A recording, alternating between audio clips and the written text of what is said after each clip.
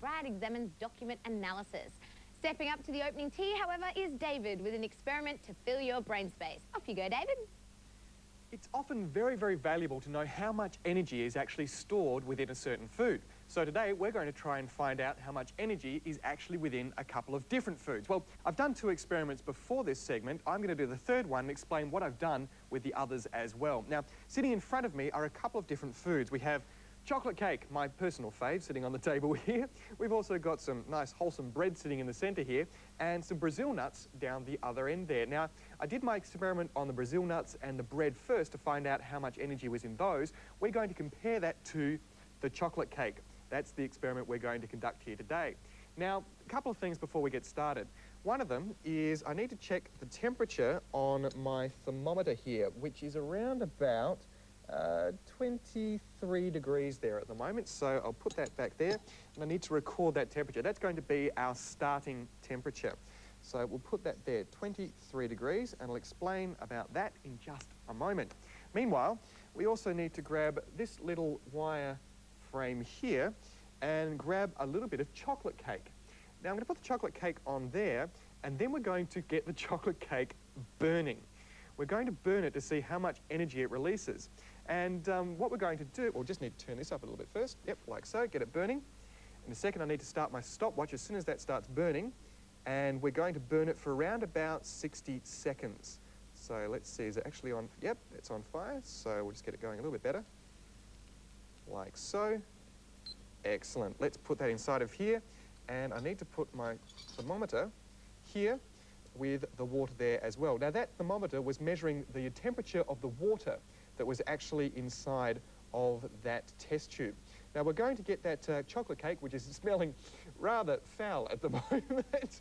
We need to get that burning for around about 60 seconds. And once we've done that, we're actually heating up the water with that heat at the moment from the burning chocolate cake.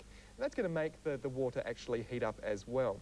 And we can see that temperature's rising quite significantly at the moment, heading towards 40 degrees.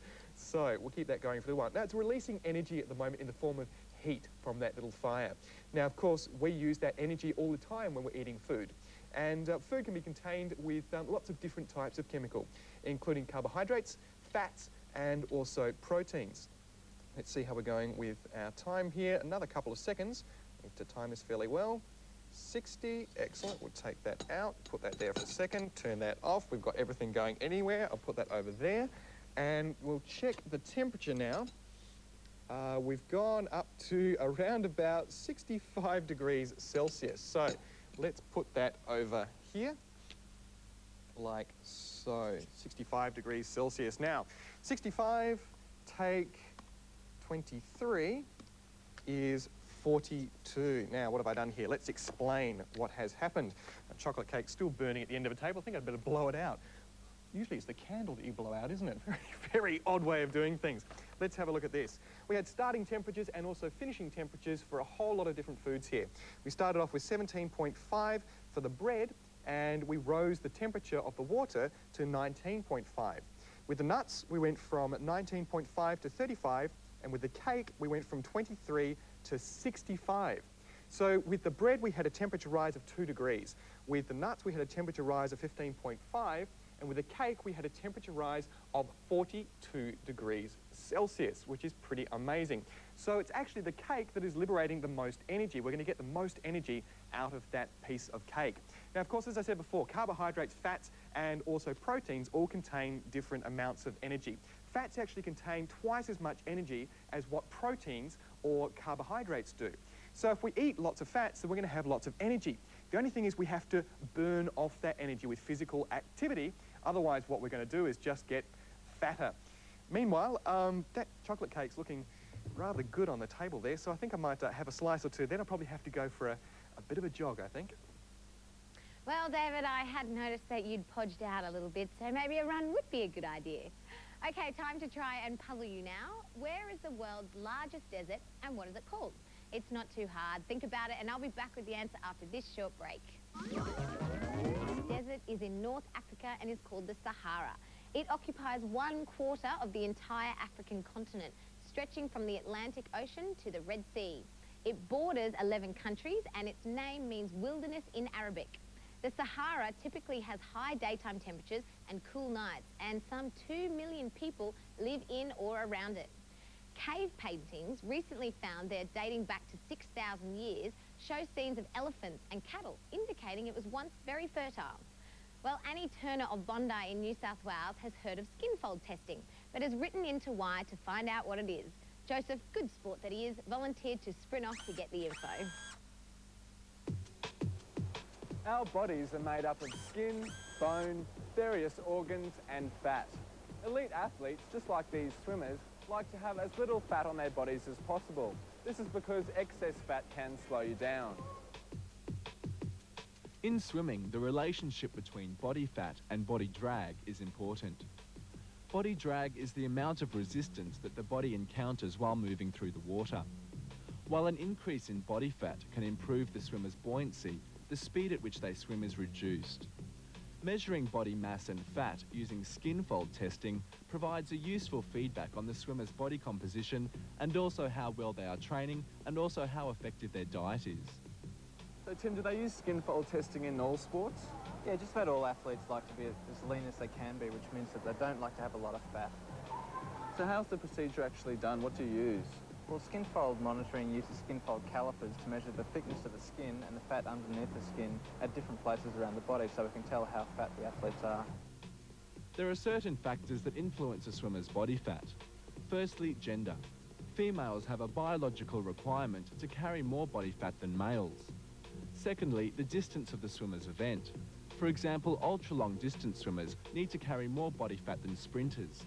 This is because they need that extra buoyancy and also the thermoregulation, or warmth. Well, we've got an elite swimmer here, Greg. You've done most of the skinfolds on here. We've just got one more to go. How is the procedure actually done? Okay, well, the first thing we need to do is to make sure that we're measuring at the right place. So we've already marked up Greg to make sure we're measuring exactly the right place, halfway down along his arm. We'll then use calipers, and as the calipers open up, the measurement on the dial increases. So we measure the bicep, and we can see it's reading about 5.1 millimetres. So is this monitored throughout the season? Yeah, athletes have their skinfolds measured every 4 to 6 weeks, and we can see over time whether they're getting fatter or they're getting leaner. So that's a good indication for the athlete and the coach? Yep. There you go, Annie. Skinfold testing revealed for you courtesy of Why.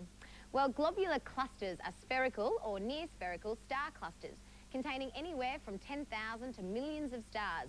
There are more than 100 globular clusters distributed in a circular halo around our galaxy. The stars at the centre of a globular cluster are very densely packed, sometimes only light days apart. Pretty close considering our system's closest neighbouring star is 4.3 light years away. If the Earth were at the centre of one of these clusters, you would be able to see your shadow by starlight. Well, David's back now with some fun stuff. Take it away, David.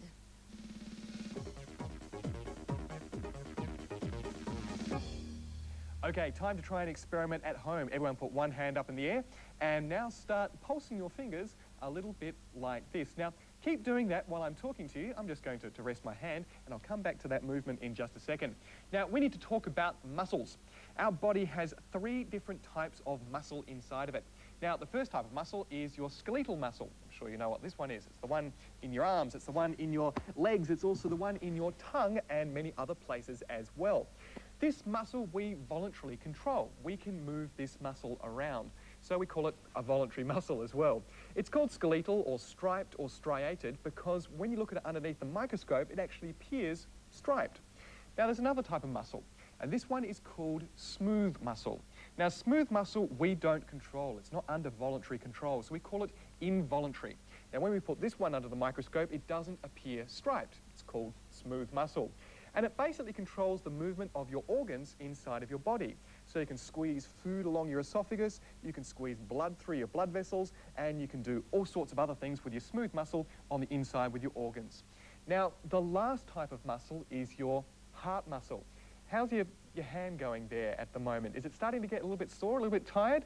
Well, spare a thought for the heart, which beats 70 times a minute, 100,000 times a day, 2.5 billion times in a lifetime, and it never stops. Our skeletal muscles get very tired very, very quickly, but the heart muscle is a very, very special kind of muscle. It's a little bit like our skeletal muscle, and it's a little bit like our smooth muscle. It's a little bit like smooth muscle because we can't voluntarily control it, and it's a little bit like our skeletal muscle because it appears striped underneath the microscope. But, you know, I'm glad we don't have to really concentrate on doing this all day, because I know I'd get really tired and I'd probably forget to beat my heart, and that'd be a disaster.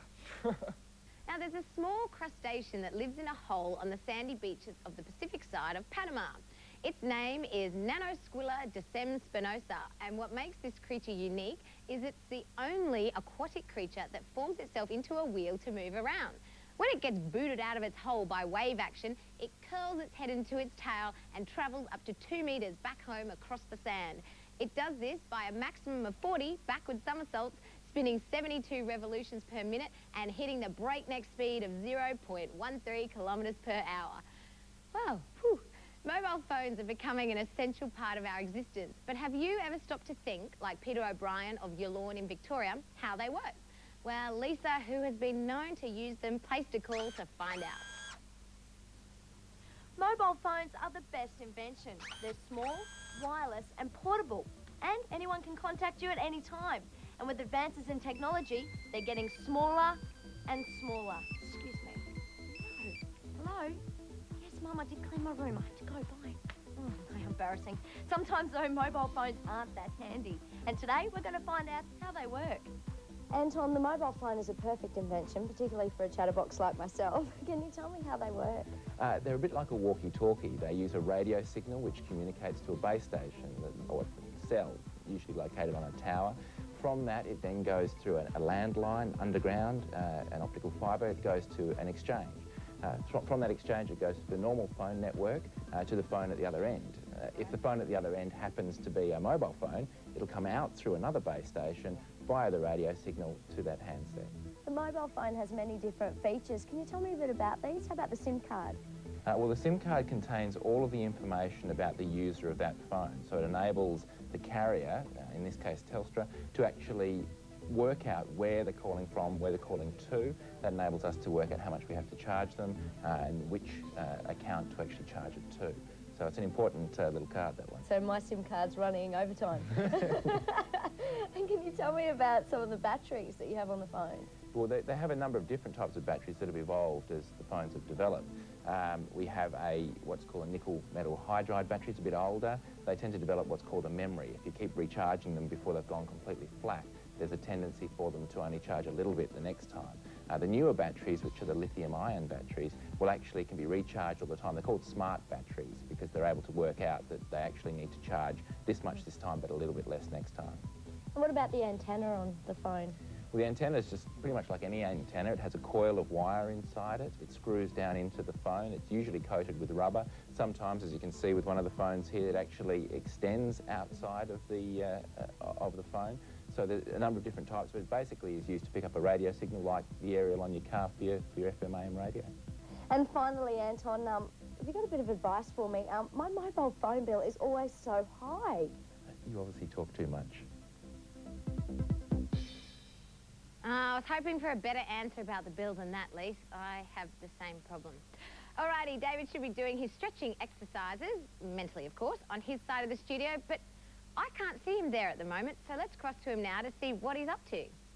Howdy guys, and welcome outside. Now we're outside for a very, very important reason, because the chemical reaction I'm about to do creates a whole stack of smoke, as you'll see in just a moment. Now, first things first, of course, we have to make sure that everything is nice and safe, so I need to protect myself. I've got some gloves down here, so I'll put one of those gloves on to start with. I need my other hand free for a moment. Also put some goggles on, and you'll notice at the back here I've also got a fire extinguisher, just in case anything goes wrong, which of course it won't, because we're being very, very careful. On with the goggles. Now, some chemical reactions are a little bit like a roller coaster. You have to put lots and lots of energy in to get them started, but once they get going, then they produce lots of energy as well. So it's a little bit like pushing a carriage up to the top of a hill in a roller coaster. Once it gets to the top, then it actually topples over and produces a stack of movement energy. In this case, we're going to produce some other energy. So, what have I got sitting down here? Well, a spoon, of course, and a couple of different chemicals. I'm going to mix those two chemicals on my spoon, like so. There's one, nice yellow colour, and then we've got a not so nice grey colour.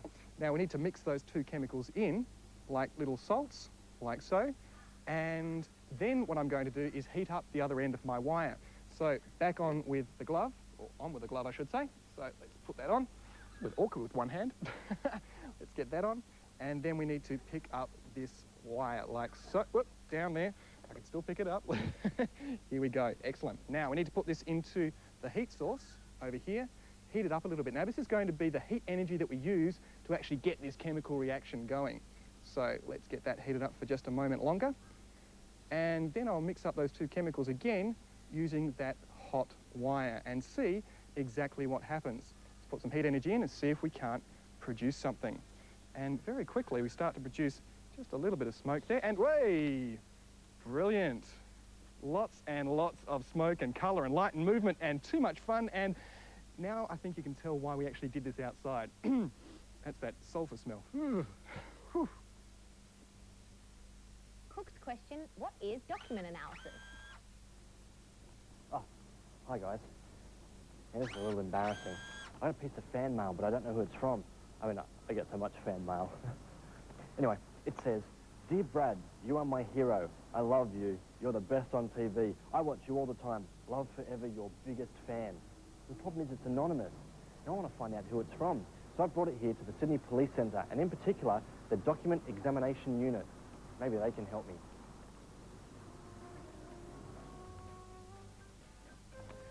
Hi, Cliff. I wonder if you can help me.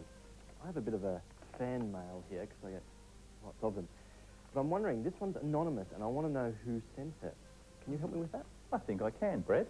Yes, what we do here when we compare handwriting is we rely on the normal handwriting of the person who you think might have written it. Oh, okay. So the first thing I have to try and get is the normal handwriting of who you suspect. Right. The way I do that is I'd ask you to go off and get the person who you think wrote this to fill out a handwriting sample form. Oh, so okay. if you could just have a look at that and write down some things, and I will then show you how I find out who wrote this. Excellent. Okay? Now, while I'm doing this, Cliff, what do you use comparisons for? Right, yeah. What we do is we compare handwriting to try and solve crime.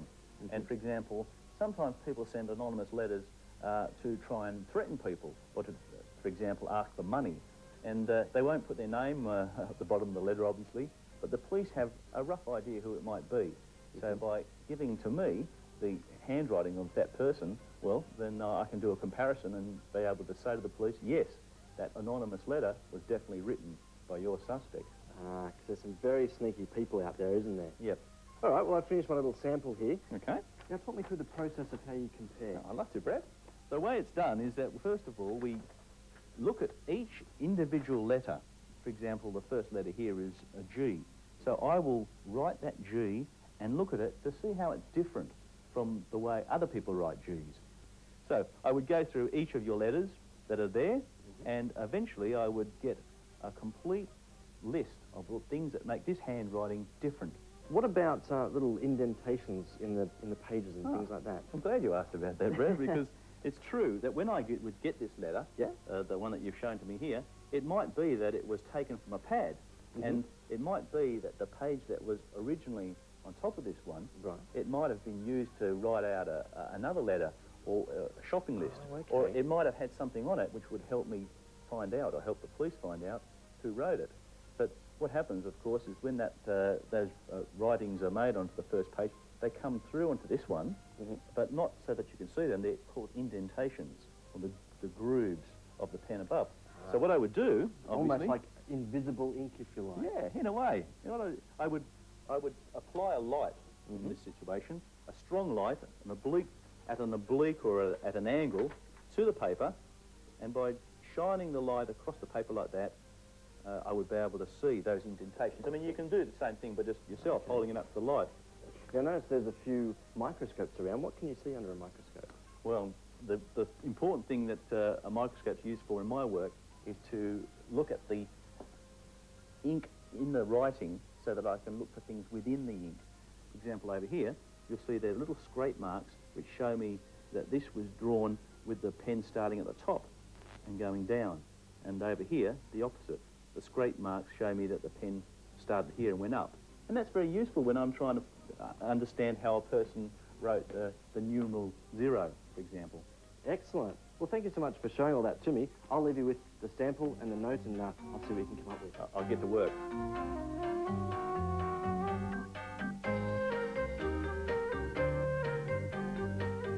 Okay, Cliff, what have we found out? Well, Brad, I've got some good news and bad news. The good news is I was able to go through this letter very carefully, and I compared it to the sample writing that you provided. Right. The bad news is, Brad, that I now know that you wrote this letter. No, come on, Cliff, what are you saying, man? I would send myself some fan mail? Well, there was another giveaway, the fact that you left your name on the back of the envelope as the sender. Thanks, Cliff. I didn't need that. Although, I do need this. It's my only one.